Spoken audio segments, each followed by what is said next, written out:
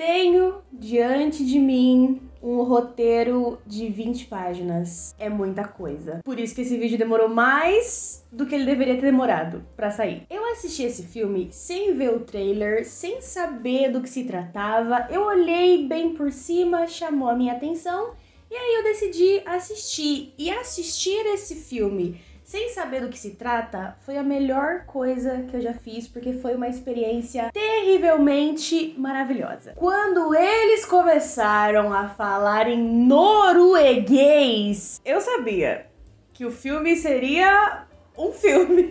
Meu professor de teatro passaria esse filme pra gente analisar, com certeza. Eu disse que eles falam norueguês, mas quando você pesquisa a língua do filme, tá lá: norueguês, polonês, dinamarquês e sueco. Durante o filme, eles falam todas essas línguas. Eu não saberia diferenciar nenhuma delas. Então, a língua do filme é a língua que você quiser. É um filme cheio de símbolos, mensagens sutis, outras mensagens não tão sutis. Nesse filme tem bastante horror corporal, então se você não gosta de cortes e perfurações e vermes, eu não recomendo que você assista esse filme, ou pelo menos não assista esse filme comendo. Se você ficou angustiado com a substância, esse filme é um pouco pior. O segredo é colocar na sua cabeça que nada daquilo é real, e aí você consegue assistir. Se por um leve segundinho a sua mente pensar que aquilo ali é real, acabou pra você, meu amigo. Acabou, porque tem perfurações no olho. Gente, enfim, acontece muita coisa nesse filme, por isso que deu 20 páginas. Esse filme é uma viagem e eu adoro. E se você gosta de histórias mirabolantes, de criar histórias mirabolantes, você vai gostar do curso de roteirista da EBAC. O curso de roteirista da EBAC é indicado para escritores, produtores de conteúdo, iniciantes, pessoas que amam escrever e amam criar histórias para o cinema. Todo filme, programa ou série precisa de um bom roteirista, então as oportunidades existem. Você pode trabalhar como freelancer, você pode trabalhar numa agência ou numa produtora, ou enfim, o mundo é gigantesco. O mundo do audiovisual é gigantesco. Durante o curso você vai poder montar o seu portfólio, o que é muito importante na área do audiovisual, e no final do curso você ganha um certificado que é reconhecido no mercado de trabalho. A EBAC conta com mais de 300 professores que são profissionais renomados no mercado e são eles que vão te ajudar na sua jornada de estudos, tirando dúvidas e fazendo acompanhamento individual. Além do curso de roteirista, a EBAC oferece mais de 150 opções de cursos em outras áreas, além de 2 pós-graduações que são reconhecidas pelo MEC, e alguns cursos na EBAC têm garantia de emprego. A EBAC possui uma plataforma própria, confortável, fácil e interativa, e você pode estudar onde e quando você quiser. Na EBAC tem eventos online, offline, oficinas de conhecimento e tem desconto, mas é claro que temos desconto. Se você usar o meu cupom VITORIAVIRADA, você ganha R$200 de desconto em qualquer curso da EBAC. O QR Code que está aparecendo aqui na tela te leva direto para o site da EBAC, que sempre tem várias promoções rolando, então aproveita o cupom de desconto e aproveita os descontos no site da EBAC. Estamos na metade do ano e tem muita coisa para acontecer. Dá tempo de você tirar os seus planos do papel ou colocá-los no papel, porque você vai estudar. Então, você entendeu?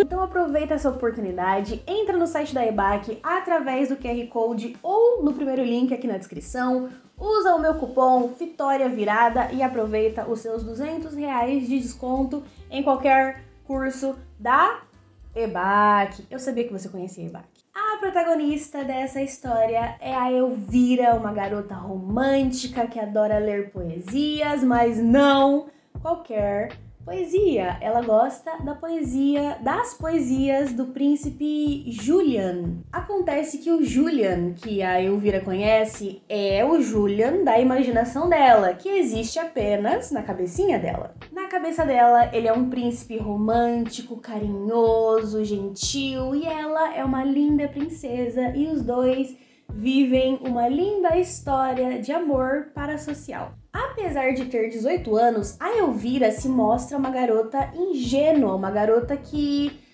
não parece ter vivido muitas coisas, ela não parece ser uma pessoa experiente. Então tudo que ela idealiza do mundo e do príncipe e da vida fantasiosa do casamento é exatamente isso, fantasioso. Ela não sabe o que é de verdade. Ela nunca viveu isso de verdade. Tudo que ela tem são as suas fantasias com o príncipe Julian. Ela não sabe o que é o amor na vida real. A outra irmã da Elvira se chama Alma e ela é a única personagem que não se envolve nas loucuras da família. Na verdade, ela é a única que percebe que toda essa história é loucura. A mãe da Elvira se chama Rebeca e a Rebeca se casa com o Otto, que é o pai da Agnes, e a Agnes é a nossa Cinderela. Quando ela aparece, pombas brancas voam atrás dela. A Rebeca e o Otto se casam e formam uma nova família, felizes para sempre. Eles vão comemorar o casamento durante o jantar à noite, até que o Otto morre na frente de todo mundo. E é aí que o filme começa de verdade, e a partir daqui temos spoilers. Se você acha que a morte do Otto é um spoiler, eu acho que você nunca viu Cinderela, mas tudo bem. Eu considero um quase spoiler. É um spoiler, vai. Eu dou essa pra você. Pode ser um spoiler. Eu deixo ser um spoiler. O drama da história é o seguinte. O Otto se casou... O Otto é um nome muito bom. O Otto se casou com a Rebeca por causa de dinheiro. E vice-versa. Só que o Otto não tinha dinheiro. Então a Rebeca ficou pobre. Ela já era pobre. Agora ela é pobre ao quadrado e viúva. Então essa família, só com mulheres numa época medieval, sem dinheiro, precisava de um homem rico para salvá-las. Então, ou a Rebeca se casava outra vez, ou as meninas se casavam. As meninas, no caso, a Elvira e a Agnes, porque a Alma, ela ainda não tinha menstruado e não podia se casar. A Elvira tentando ajudar sua mãe desesperançosa, porque a Rebeca não sabia que o Otto não tinha dinheiro. Ela descobriu depois que ele morreu. E aí a Elvira, pra tentar animar a mãe, diz: eu posso me casar. E aí a mãe dela responde: com quem? Com o príncipe? Se olha no espelho, princesa. Não vai estar se casando com o príncipe. Você? Felizmente, meu amor, nasceu feinha. Eu fiz você num dia em que eu não queria dormir com seu pai. E aí nasceu você, horrorosa, tenebrosa. Enquanto a Rebeca e a Elvira sofrem de um lado, a Agnes sofre do outro, porque agora ela é completamente órfã. A mãe morreu, o pai morreu, ela inclusive chora em cima do corpo do seu pai morto, que está apodrecendo.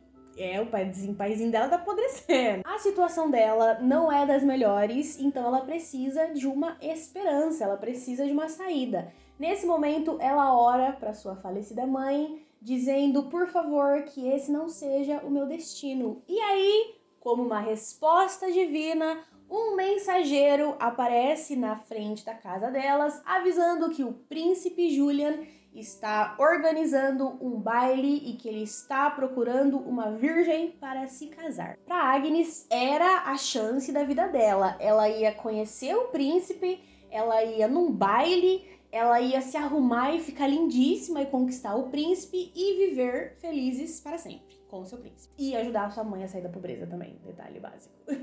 Para Agnes, ela tinha a chance de se salvar, a única pessoa da família dela que tinha sobrado. Se ela se casasse com o príncipe, ela poderia continuar a sua linhagem, a sua família, com um cara muito rico, e enfim. Duas personagens com objetivos parecidos, mas intenções completamente diferentes. Depois que o baile é anunciado, o inferno da Elvira começa. Acontece que a Rebeca, ela quer fazer de tudo pra se tirar da miséria. Não é pensando nas filhas. A gente percebe isso no final do filme. Ela está pensando apenas no seu próprio bem-estar e ela não quer ser pobre. Ela não quer ser miserável. Por isso, ela aposta todas as suas fichas na Elvira. No começo do filme, parece ser por amor. Só que rapidamente a gente percebe que não tem amor envolvido nessa história. A Elvira, ela é considerada feia por causa do peso, por causa do aparelho e por causa do nariz. Então, ela e a mãe precisam resolver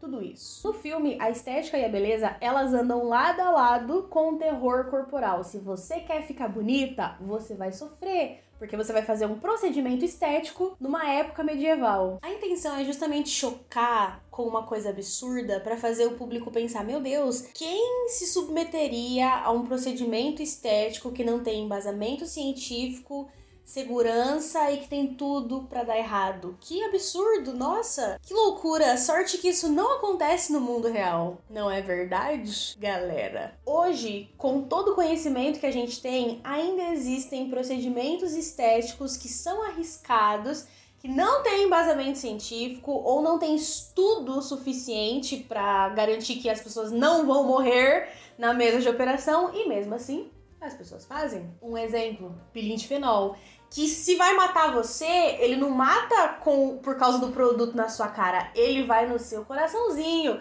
você tem um ataquezinho do coração e você morre. Você não queria ficar bonita e jovem? Vai ficar jovem pra sempre, e aí você morre. Que lindo. Você até pode dizer que conhece casos de pessoas que fizeram peeling de fenol e ficou muito bom. Eu vou te dizer que conheço casos de pessoas que fizeram peeling de fenol e morreram. A gente tem um empate.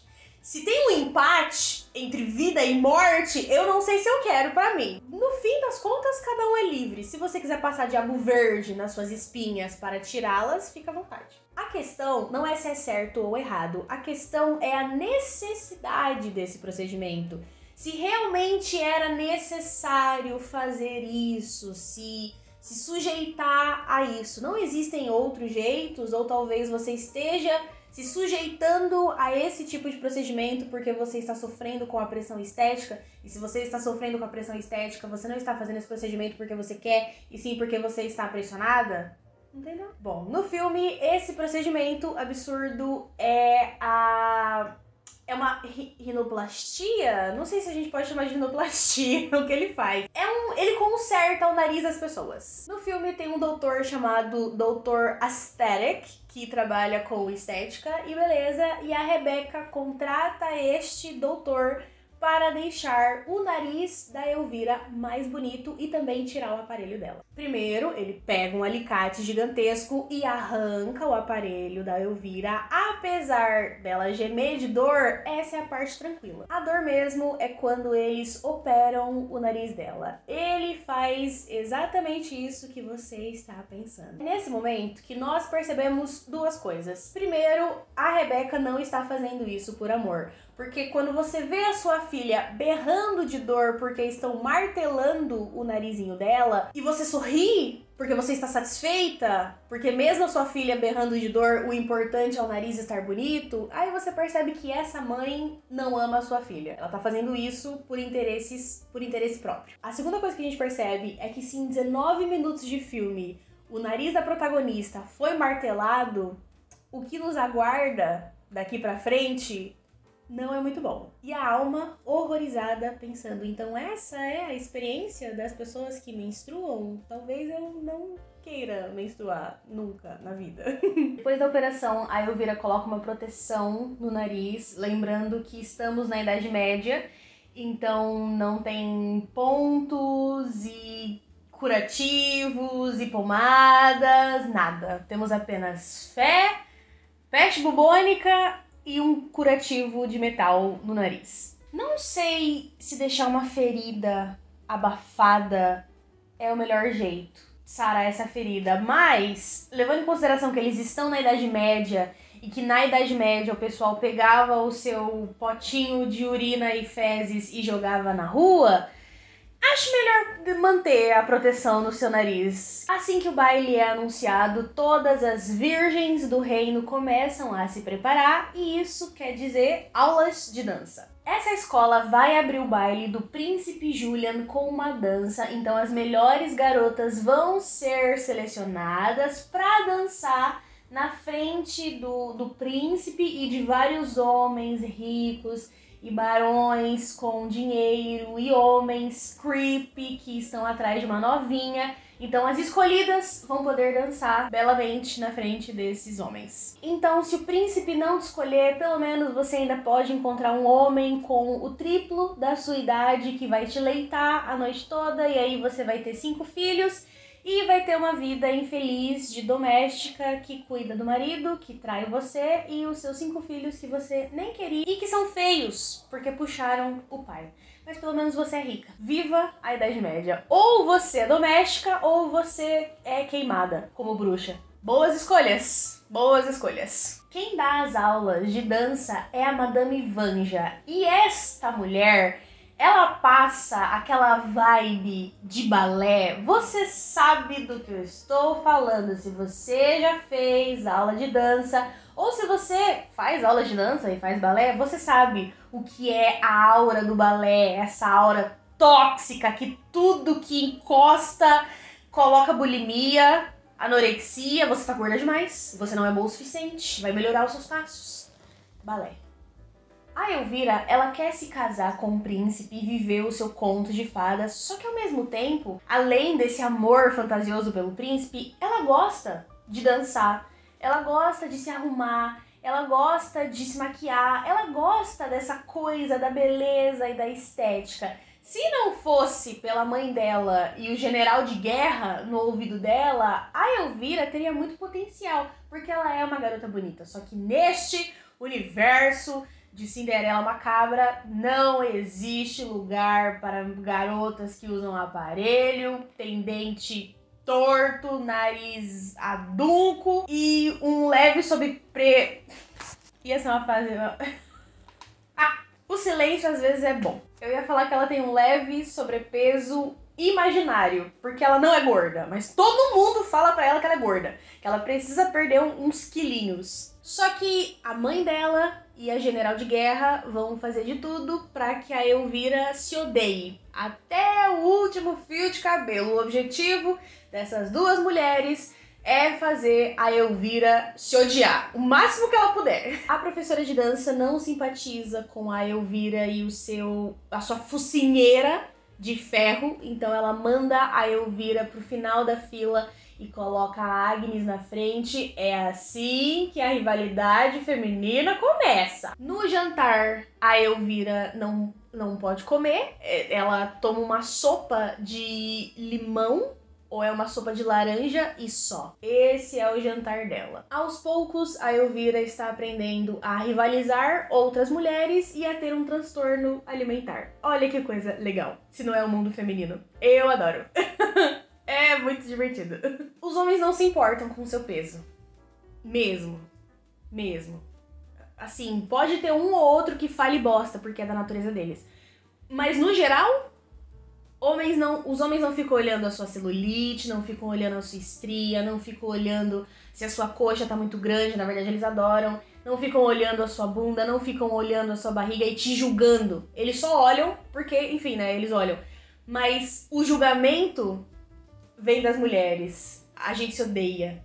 A gente se odeia de forma complexa, porque eu te odeio e me odeio. Tudo ao mesmo tempo. E aí eu coloco defeitos em mim e em você. E você coloca defeito em você mesma e em mim. E aí juntas nos odiamos. Quando na verdade o certo seria a gente se beijar na boca. Nesse mesmo jantar, a Agnes fala pra Rebeca que já escolheu um dia pro funeral do pai dela, porque o pai dela está morto e não foi enterrado. Ele está na casa, apodrecendo aos poucos. A Rebeca fala que quando elas tiverem dinheiro, elas vão enterrar o outro. A Agnes não entende e ela fala, mas o Dr. Aesthetic não é barato, o que operou o nariz da Elvira. E a Rebeca responde, não se trata de dinheiro, seria legal se você desse alguns dos seus vestidos para a Elvira e a Alma. A Agnes fica revoltada com a conversa, ela se levanta da mesa e vai até o seu pai apodrecido. Quando a Agnes abre a porta do lugar onde o pai dela está, começa uma barulheira de mosca que não me agrada. Não me agradou, eu falei, esse cara tá apodrecendo, as moscas estão lambendo ele e o fedor que deve estar. Eu não sei onde ele tava, não sei se era numa sala específica, na sala de jantar, eu sei que tinha um cadáver apodrecendo na casa. Eu acredito que isso dá alguns anos de azar. Não deixe um cadáver apodrecer na sua casa. YouTube é um filme. Relaxa. O papai Otto estava cheio de moscas e inchado, como um presunto velho. E pelo grito da Agnes, eu não sei se ela ficou aterrorizada por ver o pai naquele estado, é uma coisa traumatizante se a gente pensar, ou se ela nunca tinha visto um corpo humano apodrecendo. Eu, graças a Deus, nunca tive essa experiência pessoalmente, espero nunca ter. Só que se tratando da Idade Média, não sei se eles sabiam o que acontecia com o corpo humano depois que apodrecia. Se bem que eles não sabiam tanta coisa que faz sentido, né? Lista de coisas que as pessoas da Idade Média não sabiam. Quando você mata gatos, você atrai ratos e isso causa a peste bubônica. A primeira parte da seleção acontece, sai uma lista com o nome das escolhidas, a Agnes fica em primeiro lugar, não é novidade pra ninguém, porque a general de guerra fica encantada pela Agnes, e em último lugar, com o seu nome rabiscado e reescrito, está Elvira. Acontece que a Rebeca pagou pra Madame Vanja pra escolher a Elvira. Como ela pagou eu não sei, porque em tese ela não tem dinheiro, mas quando você não tem dinheiro, você vira a mercadoria. Então ela deve ter pago de outra forma. Safada. Além do nariz, além do aparelho, além do jeito desengonçado, além da inocência, a grande questão da Elvira é o corpo dela. Tem uma cena que mostra o corpo da Elvira pra mostrar insatisfação, partes do corpo da Elvira que ela não gosta, ou que mostram que ela está gorda, ou a ideia de estar gorda. A mãe dela coloca isso na cabeça dela, a Madame Vanja coloca na cabeça dela que ela tá gorda, então a própria Elvira se acha gorda, quando na verdade ela não está gorda. Não é à toa que o filme tá falando sobre a busca incansável pela magreza. Essa ideia de magreza extrema está de volta. Este inferno, esta merda, essa estética horrorosa. A sua ideia de beleza é passar fome? A sua ideia de beleza é ficar desnutrida? A sua ideia de beleza é ficar com mau hálito, porque quando você fica sem comer você fica com bafo? A sua ideia de beleza é ficar calva, porque quando você não come e não se nutre, o seu cabelo começa a cair, a sua unha começa a cair? Então a sua ideia de beleza é a autodestruição da sua imagem e do seu corpo. Porque ninguém que fala que a beleza é magra está preocupada com a saúde. Todas nós sabemos disso. Todas nós sabemos disso. Você não está preocupada com a sua saúde, minha princesa, porque se você estivesse preocupada com a sua saúde, você não faria um jejum de 24 horas. Você não faria um jejum de 8 horas. Você comeria de forma saudável, faria exercícios para sobreviver, porque quando você ficar idosa, você vai precisar de força no seu músculo, você vai precisar de nutriente, só que você não vai ter, sabe por quê? Porque quando você tinha 25 anos, sua burra do caramba, você ficou sem comer, ficou calva, ficou com bafo, ficou desnutrida e morreu aos 30 anos. Quando a pessoa diz que ricos gostam de magros, que quando você é magra você é tratada melhor, que pessoas gordas odeiam ser gordas e quando elas ficam magras elas ficam felizes de verdade porque elas são tratadas melhor, você entende que quando você fala tudo isso, e tudo que eu disse agora eu ouvi de outras pessoas, eu não estou inventando, as pessoas realmente pensam dessa forma, você entende que quando você fala tudo isso, o problema é social, né? Você percebe que o problema é social, que é uma coisa exterior que vai para o interior, que a sociedade fala que ser gorda é isso e ser magra é aquilo e você pega como verdade absoluta pra você. Então você entende que você tá pegando o que os outros estão falando e tá internalizando e colocando como uma verdade absoluta na sua cabeça e você tá passando fome e ficando com bafo. Poxa vida, galera! Eu não consigo entender pessoas que escolhem ser infeliz por estética. As pessoas criam a própria prisão baseada no que os outros pensam e na ideia do corpo perfeito. Ideia essa criada por alguém que não tá pensando no bem-estar da população mesmo. Se você fala pra mim que você fica o dia inteiro sem comer porque você tá perdendo peso, eu sinto pena. Eu sinto pena porque você tá se sujeitando à fome a troco de um corpo que você nem sabe se você vai alcançar. Sabe o que falta pra você? 30 quilos de xereca pra você sustentar aquilo que você é. Pra quando falarem merda pra você, você responder 10 vezes pior. Uma vez, eu estava indo para a casa da minha avó e uma senhora que não tem intimidade comigo comentou com a sua filha: nossa, ela engordou, não é verdade? Cheguei na casa da minha avó, contei isso para a minha avó. Porque eu fiquei incrédula. Na época, eu não tinha 30 quilos de xereca. Agora eu tenho 30 quilos de xereca. contei pra minha avó que essa fulana tinha comentado com a filha, eu ouvi, tá? Foi uma fofoca, eu ouvi. Ela tinha comentado com a filha que eu tinha engordado. Minha avó respondeu, pior é o filho dela, em carne e osso, com câncer. Eu fiquei horrorizada. Eu não teria dito isso pra mulher, mas a minha avó não tem medo de pesar o clima. A minha avó não tem medo de servir uma torta de climão geladíssima. Ela não tem problema com isso. Plot twist, a minha avó também tem problemas com o peso dela. A verdade é que a primeira coisa que as pessoas vão sentir quando elas chegarem perto de você e do seu corpo magérrimo conquistado através da fome é o seu bafo e o seu desespero. Eu tenho certeza que você tem muito mais a oferecer do que desespero. A maneira que o filme encontra de levar ao extremo essa ideia de magreza extrema é envolvendo um parasita na história. As meninas têm uma consulta com a Sophie e na vez da Elvira, ela começa a chorar dizendo que não é boa o suficiente, que ela é um fracasso, que não vai dar certo. Ela sente a pressão. A Madame Vanja faz questão de olhar com desgosto pra Elvira. A Elvira começa curioso. Antes da dança e dessa pressão em conquistar o príncipe, a Elvira não via outras garotas de forma competitiva, ela não criava rivalidade com outras meninas. Depois dessa pressão estética absurda na cabeça dela, ela começa a detestar outras garotas. Ela começa a ver outras garotas como competição. Sabe qual que é o pior? É que elas estavam competindo por um cara esquisito. Por vários caras esquisitos. Porque não era só pelo dinheiro. Pelo menos não pra Elvira. Era pelo desejo da conquista. A gente já vai chegar lá. Vamos ao parasita primeiro. A Sophie fala que vê muito de si mesma na Elvira. E aí a Elvira responde, como isso é possível? Você é linda e eu sou feia e gorda. Nisso a Sophie responde, você tá mudando o seu exterior pra mostrar o seu interior. Você é corajosa. E de fato, essa é a maior qualidade da Elvira durante todo o filme. Ela é corajosa. Pra você levar uma marretada no seu nariz, você precisa ser corajosa. Pra você fazer as coisas que a Elvira faz durante o filme, você precisa ser corajosa. É uma coragem mal utilizada. Vamos colocar dessa forma. Também é muito curioso como a diretora mistura essa ideia a importância da beleza e a busca pela aparência perfeita. Porque gostar de maquiagem, gostar de se cuidar, estética, isso não é um problema. Não é um problema de forma alguma. Eu adoro me arrumar, eu adoro me cuidar, eu sei que muitos de vocês também gostam de se arrumar.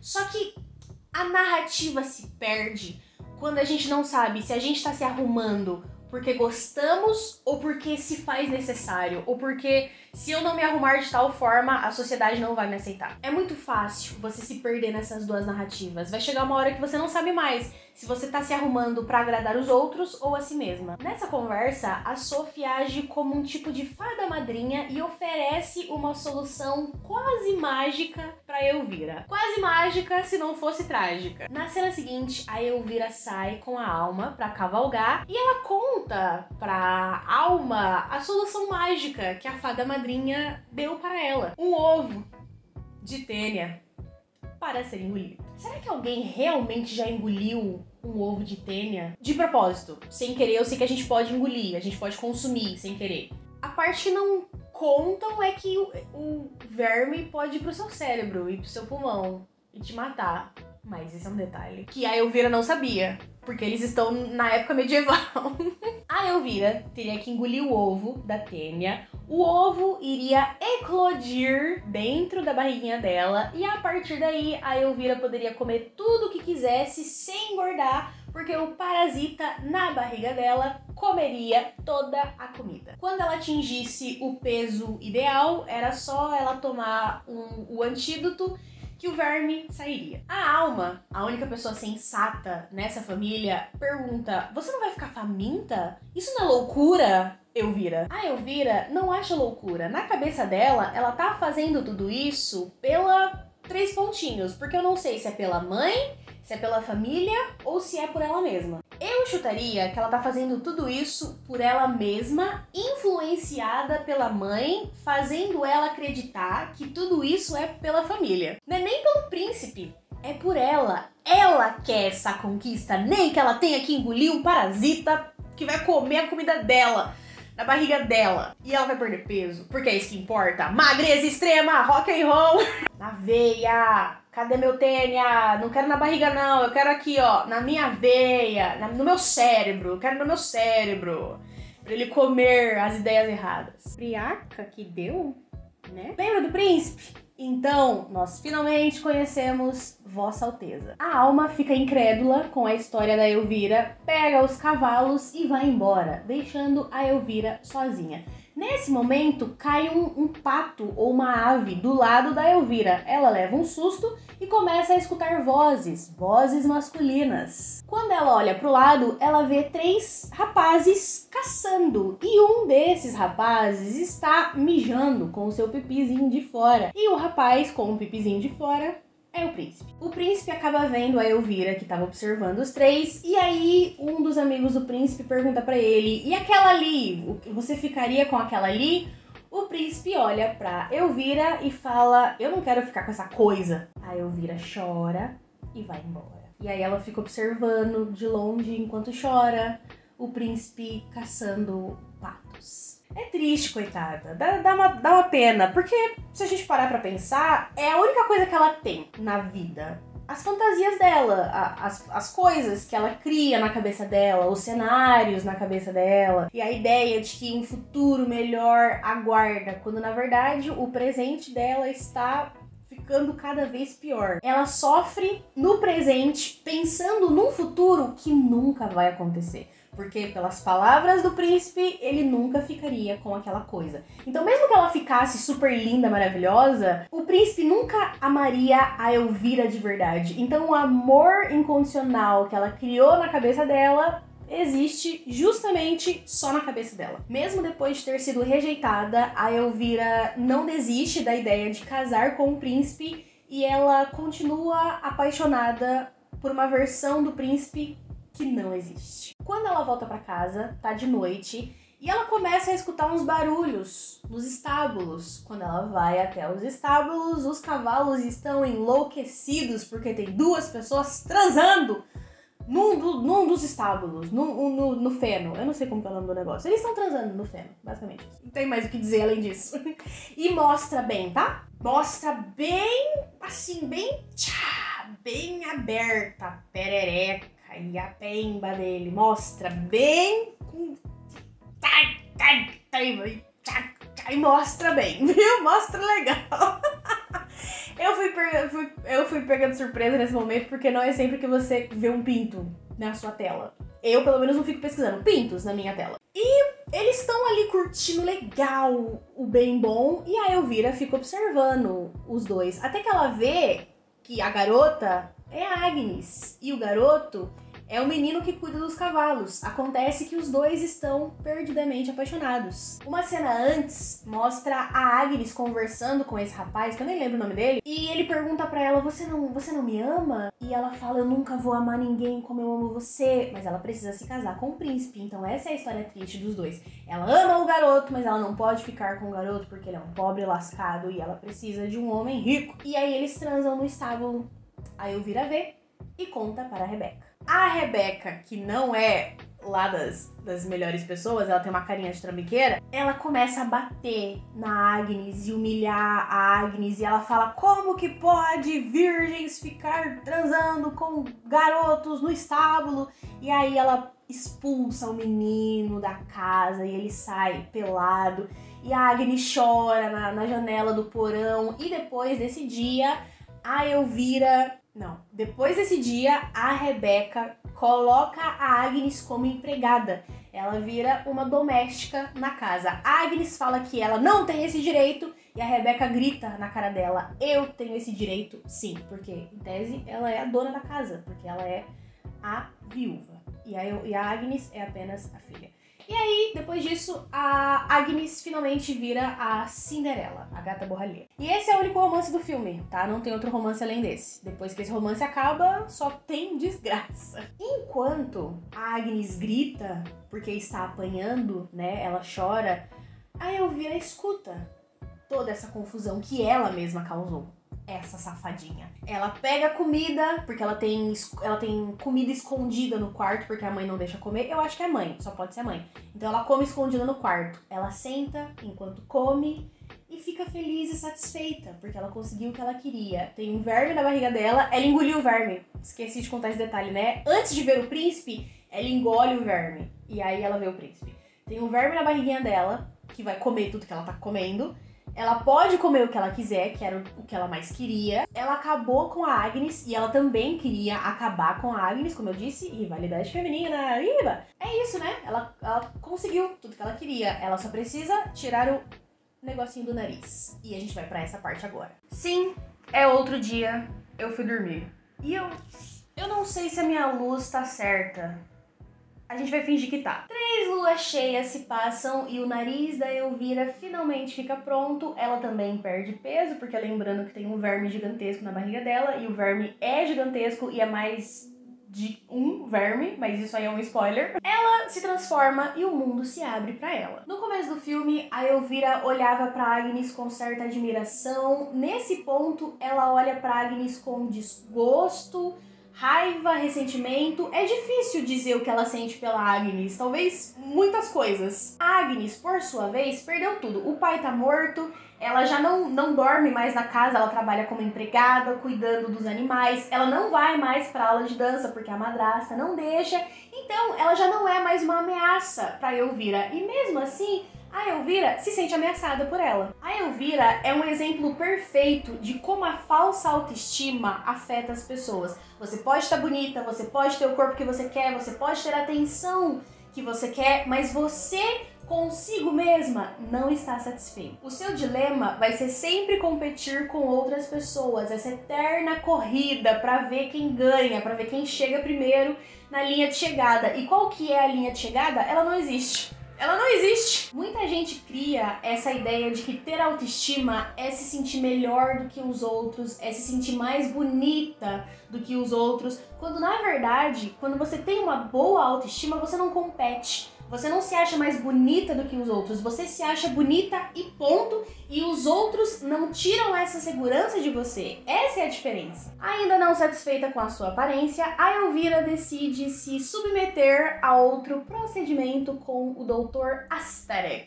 Ela decide colocar cílios postiços. Só que ele não coloca os cílios com cola, ele costura os cílios no olho dela. Enquanto a enfermeira Rosa prepara a agulha e a linha, a Elvira é imobilizada com um cinto de couro e o Dr. Asterix aplica a anestesia nos olhos da Elvira. Pelo menos, dessa vez, teve alguma anestesia. E quando eu digo que ele aplica anestesia, eu quero dizer que ele pega a coca, passa no olho dela e depois cheira. Os cílios são colocados embaixo da linha d'água e com uma agulha e uma tesoura, o Dr. Asterix costura os cílios nos olhos da Elvira enquanto ela berra de dor e a gente vê tudo detalhadamente. E pelo que parece, foi feita com efeitos práticos. Não sei se teve efeito especial.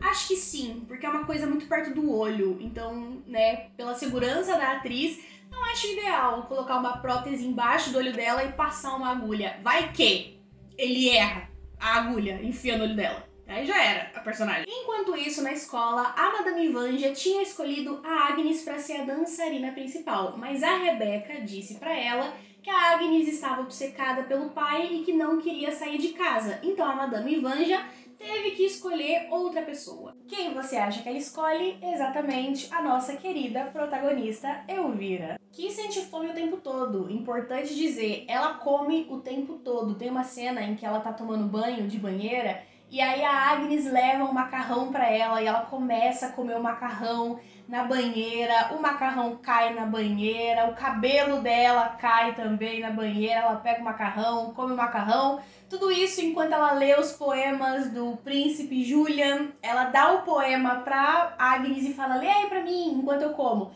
Ela vai comendo, a Agnes vai lendo o poema pra ela e depois ela pergunta pra Agnes, o que você acha que é a serpente no poema? E aí a Agnes responde, o pinto dele. As duas ficam se olhando de forma desconfortável e a Elvira fala, vai, penteia meu cabelo aí, ô Cinderela. Nesse momento, a a gente descobre que a Elvira está ficando calva. Lembra que eu falei? Quando você fica sem comer, o seu corpo não tem nutriente e aí o seu cabelo cai? Exatamente. É isso que acontece com a Elvira. O cabelo dela começa a cair, ela começa a ficar careca. A Elvira, ela usa a escova da Agnes pra pentear o cabelo. E toda vez que ela se imagina com um príncipe, ela se imagina loira. Parece muito a Cinderela. O vestido azul, o cabelo loiro. Então, dá pra ver que a Elvira, ela sente muita inveja da Agnes. Ela quer ser como a Agnes, mas ela não consegue ser como a Agnes, porque carisma é uma coisa que vem de berço. Ou você tem, ou você não tem. Nós conhecemos o Fada Madrinho, ele se chama de Fada Madrinho,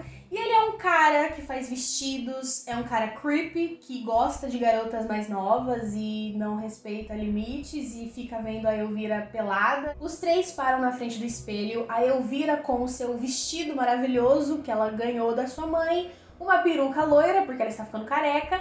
E aí de um lado tava o Fada Madrinha e a Rebeca, e aí o Fada Madrinha fala: amanhã você nos tornará ricos. Porque é sobre isso que se trata. Dinheiro, eles não estão se importando com a Elvira, eles não querem saber se ela vai ficar mais bonita ou mais feia, se ela vai ser feliz ou se ela não vai ser feliz. O que importa para esses dois personagens é o dinheiro e nada mais. E a Cinderela? Você acha que ela desistiu de ir pro baile? Nananica, neca de piriba. Ela quer se tirar daquela situação porque não tem príncipe encantado que vai lá salvá-la, então ela precisa ir atrás do seu príncipe para se salvar daquela família maluca. No meio da noite, a Elvira vê a Agnes segurando um vestido, que é o vestido que ela vai usar no baile, e a Agnes fala pra Elvira: eu vou no baile, não tem nada que você possa fazer pra me impedir. A Elvira, que já tá da cabeça, vai pra cima da Agnes, rasga o vestido dela, fica descontrolada. A Rebeca aparece pra ver o que tá acontecendo, essa gritaria no meio da noite. A Agnes fica desolada porque a sua última esperança tinha sido rasgada, né, pro seu vestido. Ela vai até o quarto onde o pai dela está e chora em cima do cadáver do pai, que já tá muito além de podre, já tem verme comendo os restos dele. Então assim, o coitado merecia um enterro. O que essa casa deve ser mal assombrada não é brincadeira. Os vermes que estão saindo do pai começam a rastejar até o vestido da Agnes e eles começam a costurar o vestido da Agnes. Nossa, que vestido lindo! Quem costurou? Ah, os vermes que saíram da boca do meu pai, morto, apodrecido, na minha casa, mal assombrada, com a minha madrasta maluca e a minha meia-irmã que tem um verme na barriga e tá ficando careca. Enquanto os vermes do pai costuram o vestido, a mãe da Agnes aparece como uma santa e fala pra ela que os sapatos que ela vai usar com o vestido estão no bolso dela, e no bolso dela tinham sapatinhos de criança. Ela pega esses sapatinhos e eles se transformam em lindos sapatos de adulta. E aí a mãe dá um aviso de que ela tem até a meia-noite pra voltar pra casa, porque senão a carruagem dela vai virar uma abóbora. Por fim, vamos falar do baile. Finalmente chegamos no baile. Apesar da fome, da alopécia e do ódio descabido pela Agnes, a Elvira não poderia estar mais feliz vivendo a sua fantasia de princesa. As meninas começam a ser apresentadas para os ricos e barões e todo tipo de cara esquisito, e a Elvira entra latindo e chorando igual uma cachorra, conselhos da mãe dela. Os homens da festa ficam encantados porque aquela garota que late e chora igual cachorro se mostra a mais manipulável de toda a festa. E de quebra, ela ainda parece uma bonequinha obediente, doida pro marido rico. Tudo que eles querem. Uma garota ingênua. Chega a hora da apresentação, a Elvira consegue o seu papel principal, como ela sempre sonhou, e apesar da fome e das tênias famintas na barriga dela, ela não poderia estar mais feliz se apresentando para o príncipe, que parece encantado por ela. Na verdade, todos os homens da festa ficam encantados com a Elvira. O conto de fadas dela está acontecendo na frente dela, diante dos olhos dela. Só que, ó, tem prazo pra acabar, minha querida. Depois da apresentação, o príncipe escolhe uma garota pra abrir o baile com ela e ele escolhe a Elvira. Ele olha pra ela encantado E aí os dois começam a dançar e ela se sente no céu porque era tudo que ela tinha sonhado. Ela tá com a peruca que ela imaginou, ela tá com a roupa que ela imaginou. Na verdade não, porque ela se imaginava de azul, mas enfim, detalhes. Ela conseguiu o solo que ela tanto queria, ela conseguiu dançar com o príncipe que ela tanto queria e ele olha pra ela apaixonado ou encantado, enfim, não sabemos, até que quem chega? Exatamente, Cinderela com a sua roupa azul e a sua aura misteriosa e costurada pelos vermes que saíram da boca de seu pai. Assim que a Cinderela pisa na festa, o príncipe olha pra ela, larga a Elvira e vai na direção da Cinderela. E a Elvira vê o seu conto de fadas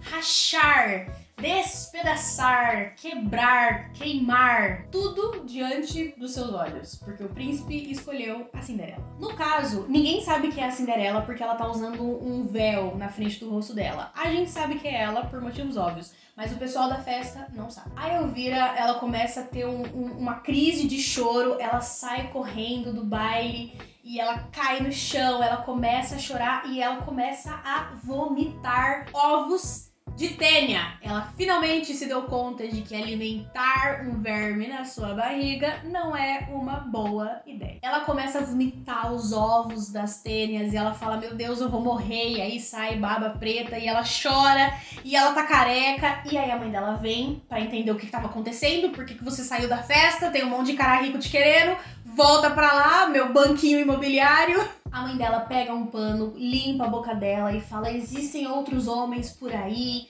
A Elvira começa a chorar cada vez mais, até que a Rebeca grita na cara dela, se recomponha, menina! Merda! Não funciona, a Elvira começa a chorar ainda mais e aí a Rebeca mete a mão na cara da Elvira. Depois disso, a Elvira levanta e vai dançar, porque levar uma mãozada na cara abala a estrutura de qualquer um. A Elvira entra no modo apatia, ela já não tá mais interessada no baile, ela só quer saber quem é aquela garota que está dançando com o príncipe, ao mesmo tempo que ela tenta não vomitar mais ovos de Tênia. Vários caras dançam com ela porque depois da apresentação, a mãe dela foi cercada pelos barões e pelos ricos e todo mundo deseja a Elvira. O objetivo final do baile era a Elvira encontrar um cara rico pra tirar a família da pobreza. Só que ela não queria isso. Por isso que eu falei, nunca foi sobre o dinheiro, sempre foi sobre vencer. Ela queria vencer. E eu não sei se o vencer da Elvira era conquistar o príncipe, ou se o vencer da Elvira era derrotar a Agnes ou todas as outras garotas. Se ela ganha a atenção do príncipe, isso mostra que ela é a melhor e a mais bonita.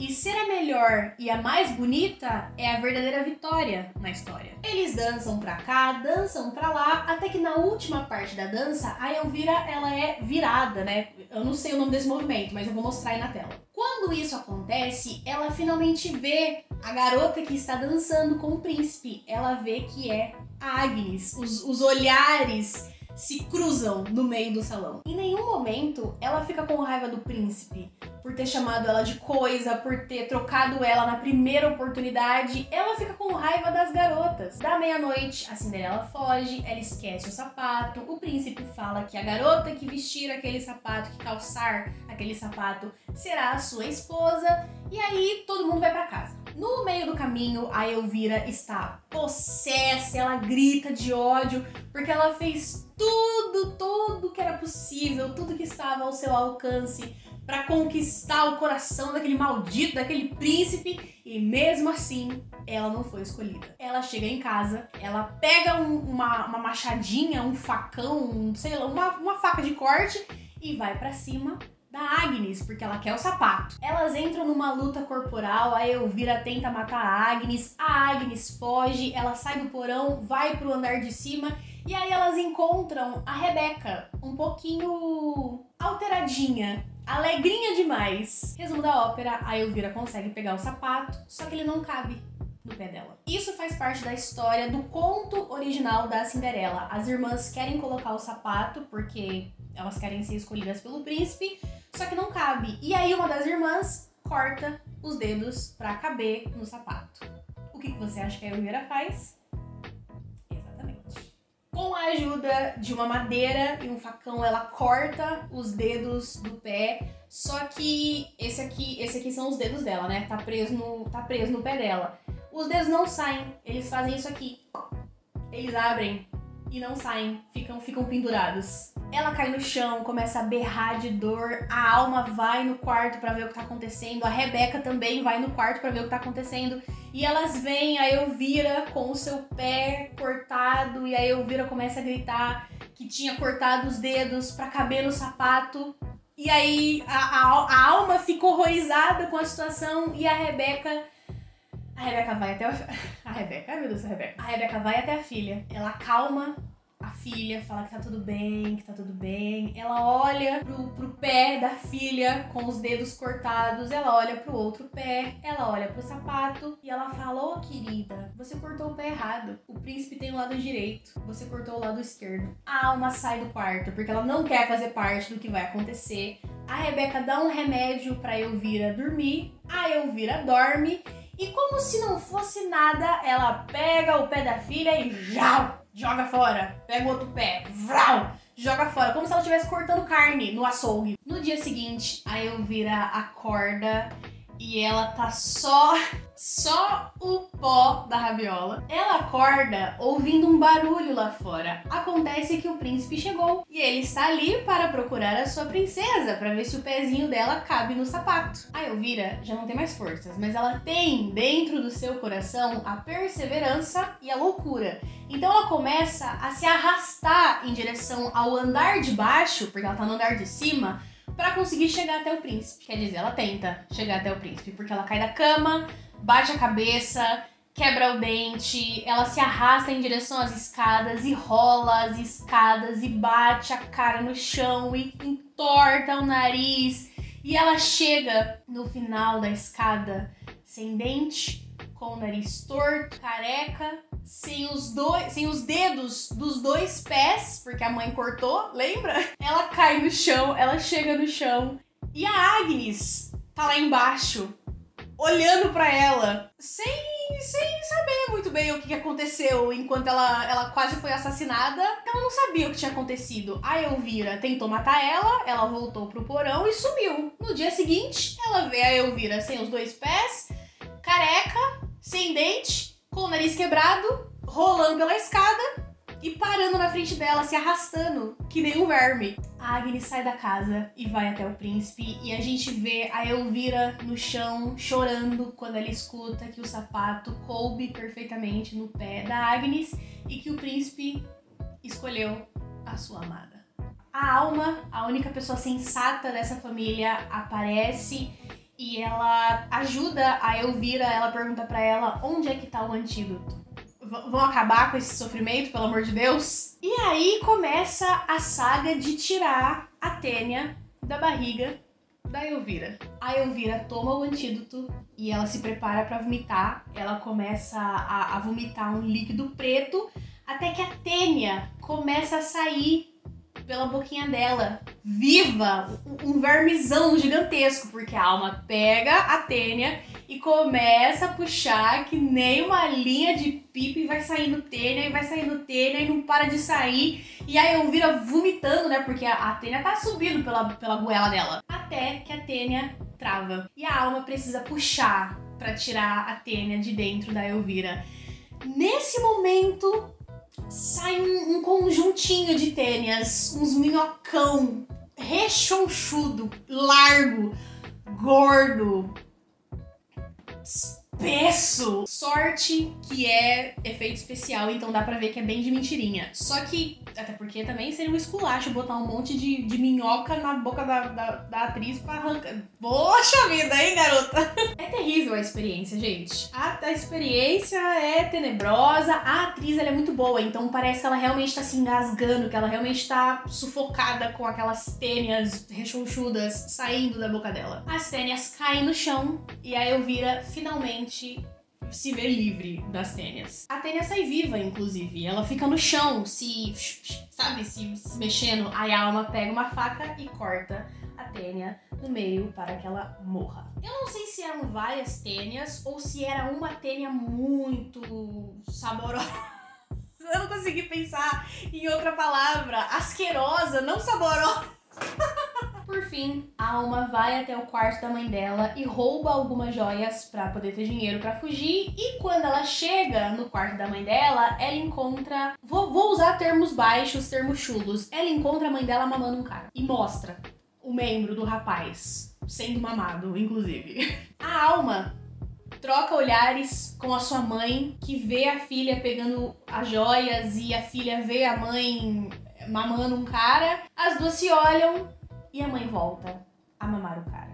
A Alma ajuda a Elvira a descer as escadas, coloca a irmã no cavalo e as duas fogem juntas. A última cena do filme mostra dois corvos comendo as tênias, o resto, né, das tênias. E eu espero que a galera não goste de comer carne de corvo, porque quando você entra em contato com uma carne contaminada, você também fica contaminado. E a gente tá falando da Idade Média. Não sei se existem muitos médicos e não sei se existem muitos estudos sobre contaminação por verme. Meu final alternativo para essa história é que as pessoas comeram os corvos que estavam contaminados com tênia e agora todo mundo tem uma tênia na barriga e é uma infestação de tênia, tal qual a peste bubônica. Fim do filme. Esquece a saúde, o importante é ser bonita. Engole esse ovo, tem uma tênia na barriga. Menos 12 quilos me entupindo de comida. O médico pergunta e eu falo, é lombriga. Bafo nauseador e sem cabelo, cospe as tripas. Minha mãe é uma maluca, eu tenho tênia na barriga. Como até cachorro tão dizendo que é bisa. Foda-se a saúde, o importante é ser bonita.